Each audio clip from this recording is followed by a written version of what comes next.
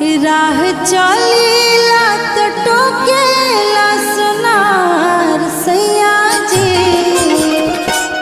काहे नथिया गढ़वला उधार सैया जी काहे नथिया गढ़